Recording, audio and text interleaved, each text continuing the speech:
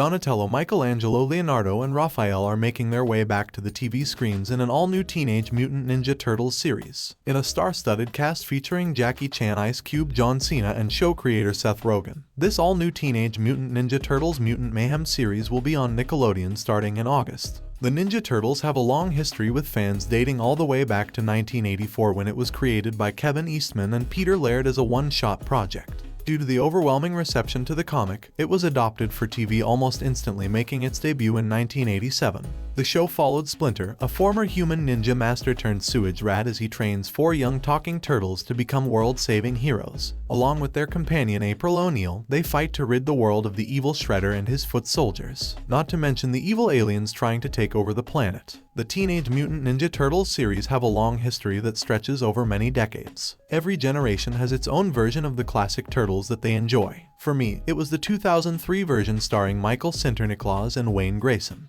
Although I have to admit, I did enjoy the 2012 version on Nickelodeon as well. The series did so well that it was even adopted into a 2014 live-action remake starring Megan Fox and Johnny Knoxville. With this brand new Ninja Turtles iteration thought up by comedian Seth Rogen, people are already outraged. You might wonder why it would be, since the series is not even out yet, but at this point, I think we all know the reason. The portrayal of April O'Neil within this series has been the subject of much debate. In all honesty, most of the backlash has more to do with her appearance. For years now, most of the fanbase has come to know April O'Neil as a red-headed girl with ginger hair. With that, imagine the surprise of the internet when an all-new version of O'Neil showed on the screens. In this brand new portrayal of the character, you can see her depicted as a young African-American woman with dreadlocks. Just like that, the debate over race swapping started all over again. On the one side, you have people who find it ridiculous that fans would even care about the children's cartoon. On the other hand, you have people who called it an obvious attempt at woke pandering. The debate about the history of April O'Neil was also very quickly brought to the forefront. Some argue that audiences only know her as a white ginger, while others point out that this is not the first time that the character has been depicted by an African American.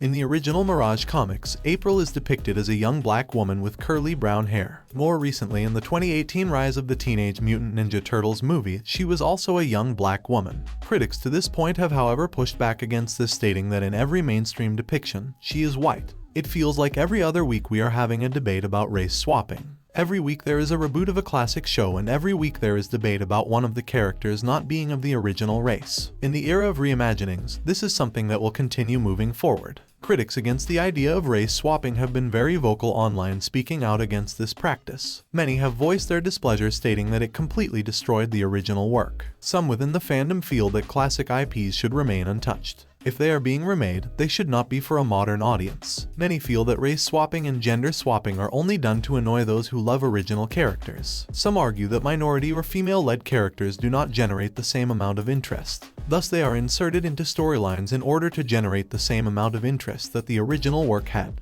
You have a bunch of self-righteous, fake victimized people complaining about representation in franchises. These people clearly have no original stake or interest in the original work. Most people complaining about this are also middle-class white people from California, trying to prove how stunning and brave they are, standing up for others on Twitter. The movie industry is left-leaning, and thus they whimper and yield. If you want representation, stop ruining old classics and focus on remaking shows with existing black people and women, or start focusing on creating new IPs that will eventually become the classics of the future. On the other side of the argument, you also have those who are in favor of this practice. Representation is important, and if race swapping is the only way to achieve that, then it must be done. Some fans feel that it is ridiculous for adults to upset themselves over cartoons or Disney movies. The children who these shows are for do not care or understand anything about race or staying true to the original source material. They just want to catch the movie and enjoy the story. If you are upset about the remake, then you can simply choose to ignore it and go back and watch the original. No one can take the classic version away from you, so why do you care what a new audience is going to consume?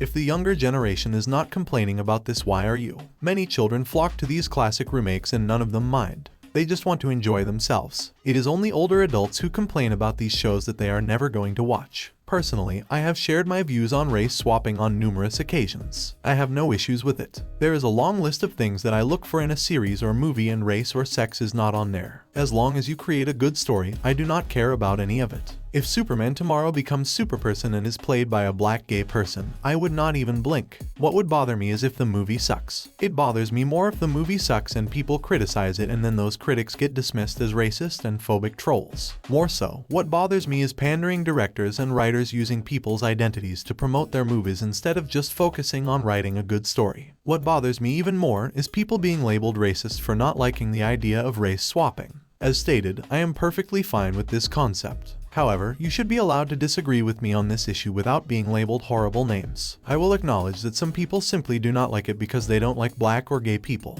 These people deserve the label of racist or homophobic, as that is exactly what they are. These people need to be called out by everyone, as it makes both sides look bad. However, this is a small group of people, and the overwhelming majority of people against race swapping is not racist. They just happen to have a disagreement on how classic IPs should be represented in the current age. At the end of the day, you should be allowed to voice your opinion on this matter and express how you feel without anyone shutting you down. Wanting to preserve classic IPs does not make you a racist, sexist, or homophobe, no matter what anyone tries to tell you. I do wish that people would be more open to race swapping and understand that it does not take away from the classic, but that is my personal opinion. Just like I am free to express my thoughts on the matter, you are free to express yours as well, even if it is in disagreement with mine.